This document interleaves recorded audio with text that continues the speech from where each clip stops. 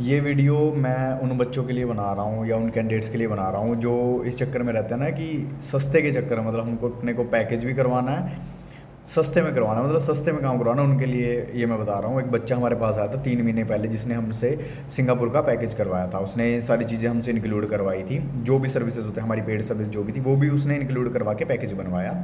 तो उसे हमारा पैकेज महंगा लगा कि सर आपका पैकेज महंगा है सर्विसेज में। तो कह रहा कि मैंने कहीं और पता किया, वहाँ सस्ते में हो रहा। हमने कहा कोई बात नहीं, जहाँ आपके पैसे बच रहे हैं आपका सस्ते में हो रहा, आप करवा लीजिए।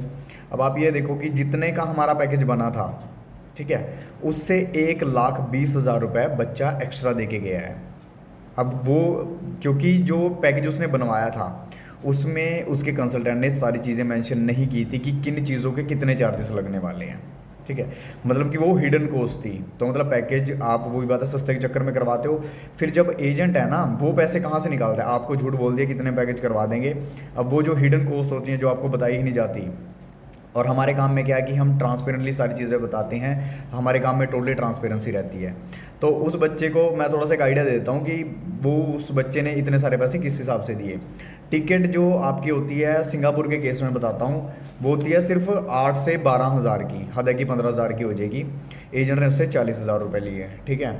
अब इसमें एयरपोर्ट पिकअप, चलो बच्चे को हम भेजते हैं तो उनका किराया विराया लगता है, अपना काम छोड़ के भी जाते हैं, तो वो 6 से 7 हज़ार बच्चे लेते हैं। और उसने दिए थे 20 हज़ार रुपये, ठीक है। अब इसमें अकोमोडेशन का क्या रहता है कि 17-18 हज़ार से शुरू हो जाती है और 22-23 हज़ार तक अकोमोडेशन हो जाती है अच्छे वाली सिंगापुर में, है ना।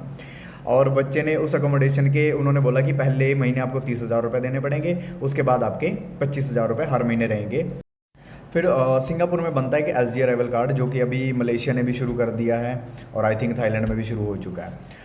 तो एस डी अराइवल कार्ड है जो वो फ्री में फिल होता है। आप फ्री में ऑनलाइन आप खुद भी अप्लाई कर सकते हो उसको, ठीक है, खुद भी फिल कर सकते हो। हमारे थ्रू भी करवाओगे तो हम फ्री में ही, हम तो फ्री में ही करके देते हैं भाई, जो चीज़ें फ्री हैं वो हम फ्री में ही करके देते हैं, ठीक है।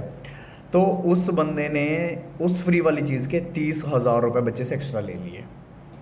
तो मतलब आप ये देखो कि आप सस्ते के चक्कर में आप जब काम करवा रहे हो ना, तो ये मत देखो कि आपको सस्ता कहाँ से मिल रहा है, आप ये देखो कि आपको ट्रस्ट किस पे है, आपको अच्छी सर्विसेज कौन प्रोवाइड करवा रहा है। काम तो बहुत सारे कर रहे हैं, पर वही बात है, काम करने का तरीका, सही तरीका, वो हर किसी को नहीं पता है और हर कोई इस इंडस्ट्री में ढंग से काम नहीं कर रहा है।